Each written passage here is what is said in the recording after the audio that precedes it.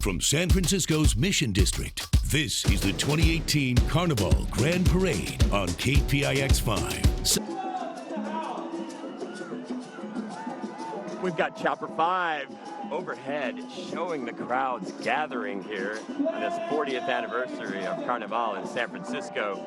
And Roberto, it has been an interesting 40 years, to say the least, but it has grown into one of the largest events, if not the largest, one of the largest in San Francisco. And that's not by accident, because you guys have cultivated not just the groups and the comparsas to come back with their families, but also volunteers in the community. It's been a real community effort. Well, you know, we have over 500 volunteers. And we have a core group of about 100 of them that work. We meet every Monday. The Brazilian style of Carnaval here in the San Francisco Bay Area. Now this is sponsored by Airbnb. You might be able to see there on that float, they've got a special custom cake with the Carnival logo riding on top there, sponsored by Delights by Lisa Bakery. It is the Carnival cake. Yeah, Lisa came to me and said, I want to make a cake for Carnaval. And so I said, let's put you on the opening float. And then we got Chuy Gomez up there on the float. Chuy's the well-known DJ here in San Francisco, and he has represented many years. There's that cake we talked about. There's a cake. Oh, my God, they're bringing us a cake. Are they really? Yes, they're bringing us a cake. Oh, my God. She's coming through. Gotta get no one will stop the queen. Got a cake. Get up there. Go up there. Come on. Bring us that cake. She's coming right over, Miss Maisa Duke. Come on. Premier samba dancer. We're going to help her right on up here to the platform. What an honor to have her here. This is, wow, what a surprise. Thank you. Wow, we love you too. Yeah, thank you. Oh, we love you too. Happy birthday, Carnaval! Happy birthday, Carnaval! They represent two ethnic minority groups from the island of Mindanao. Now, the island of Mindanao is the largest southernmost island of the Philippine archipelago. They are, in fact, an indigenous group from that particular island, the Mindanao people and the Maranao people. Let's listen into the music as they play on this float.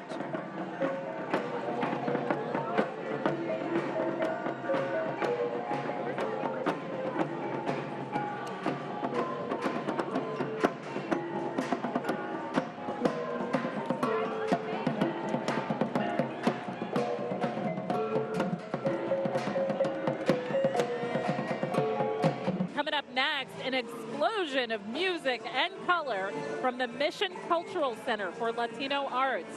Their theme is Alborada, un nuevo amanecer, a new dawn in the Caribbean. Looking up above on Chopper 5, you can see their contingent coming down the stretch. Those beautiful headpieces they have on represent the rising sun, and the birds represent the sun and dawn. Their float represents dawn in the Caribbean as a statement of new beginnings and to dispel the darkness of winter. Costumes are designed and constructed by former king of Carnival, Mario Chacon. The center was established back in 1977 by artists and community activists with a shared vision to promote, preserve, and develop the Latino cultural arts. And Makovec down with some of the folks walking in this parade. And yes, we are here with somebody who's putting up quite a performance. Tell us about your group. Tell us about your group. This is MCCLA. We're doing this year Cumbia, Punta, and Palo de Mayo from Honduras, Nicaragua, and Latin America. And that float is just amazing. Artistically, how they took the truck and created an art piece. Absolutely. You know, and of course, it's like a moving mural. Yeah, it is. It's, you know, the Mission District has the most murals than any other part of the world. And now we've got floating murals going through the street. The Latino Cultural District of San Francisco, known for its murals. I think my favorite part of this so far has been seeing the kids just getting in there. I'm looking at some of their dance moves, and these kids are so talented.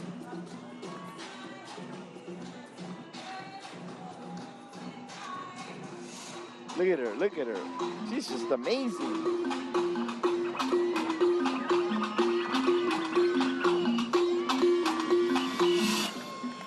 Look at her go. She's been practicing. You know, they have been. They're just such little professionals out there. Yeah. And you know, we all naturally got rhythm. It's just making your rhythm flow, you know? Roberto, we do not all have natural rhythm. Speak Come for on, yourself, Joe. I'm going to put you in the salsa class, Joe. And you're going to put you in Carnival next year, Dan salsa. I got Hey, I'm rhythm all for for like it. a couple minutes and then it goes off the rails. I'm ready to do it. I'm going to start working on my costume now. Oh, there you know. Over here, we work, right? We need the Carnaval some more. Yeah, we There do. they work to live. Here we live to work. Yeah. And hearing some of these Panamanian beats coming up. Got a whole float going. That's a beautiful float. This really is. It's Yeah, it's very amazing. elaborate. And look at that.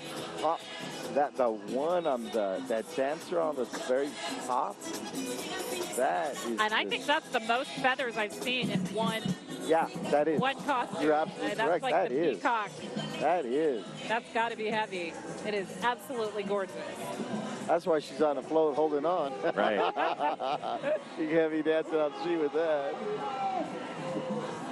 Our next comparsa is participating in Carnaval San Francisco for the second time. Viva la Diva! They were formed in 2016.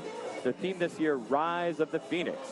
They represent each of the Viva la Diva dancers overcoming life's challenges and becoming stronger and more empowered individuals. They're portraying the magnificent and radiant Phoenix rising from the ashes with brilliant colors of red, orange, gold, and black. The fiery wings are light and flowing with singed tips designed to show they were born of fire. These are incredible. It's just incredible to see all of these bright colors coming down the walkway. And they really do look on fire.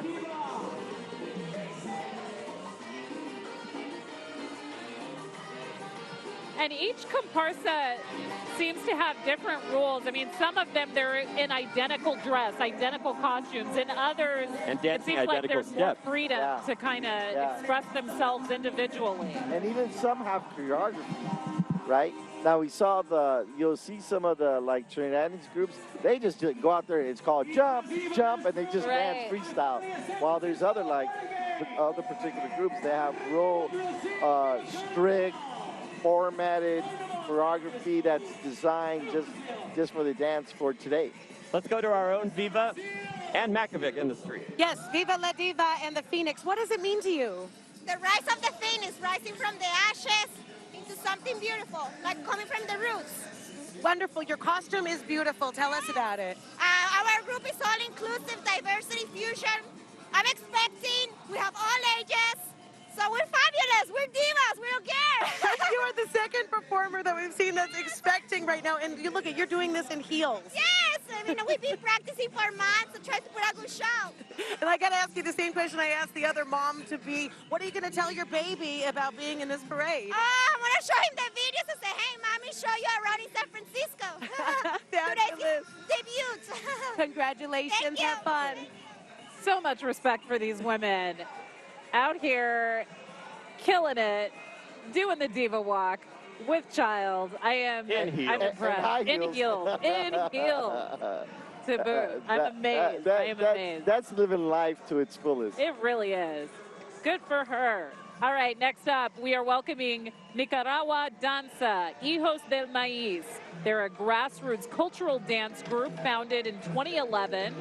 Their main objective is to promote and share their culture through dance. They organize an annual presentation of Nicaraguan dance music and poetry where the community can enrich and learn more about their homeland.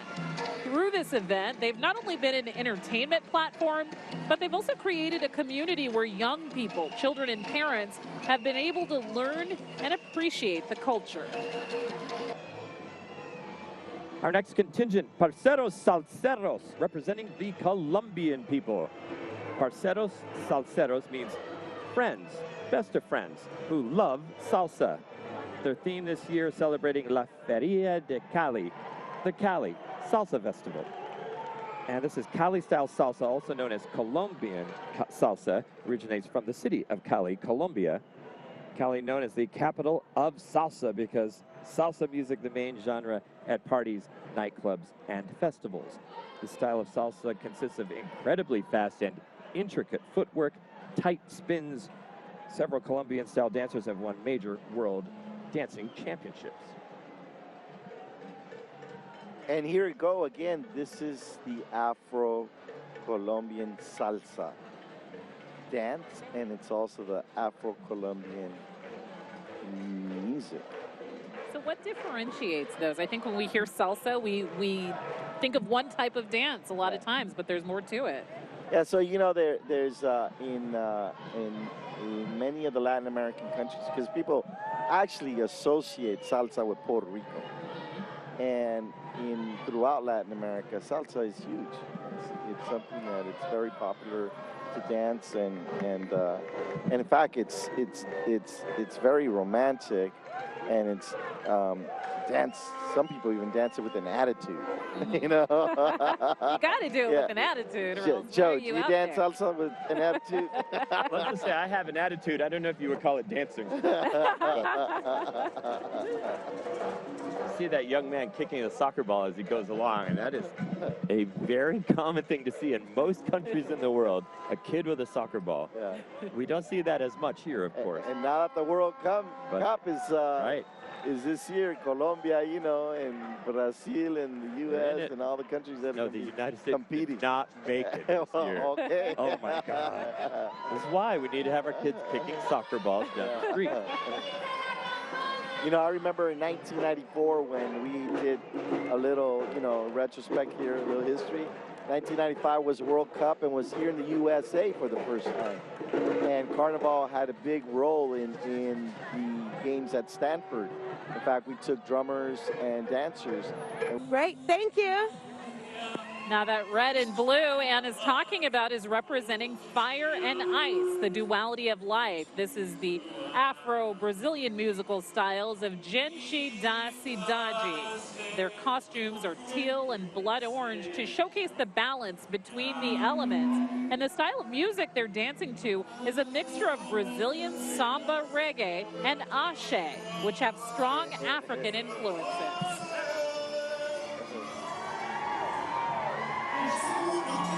Yeah, that was Lorenzo and Mateo. They're my grandchildren. Oh, yeah.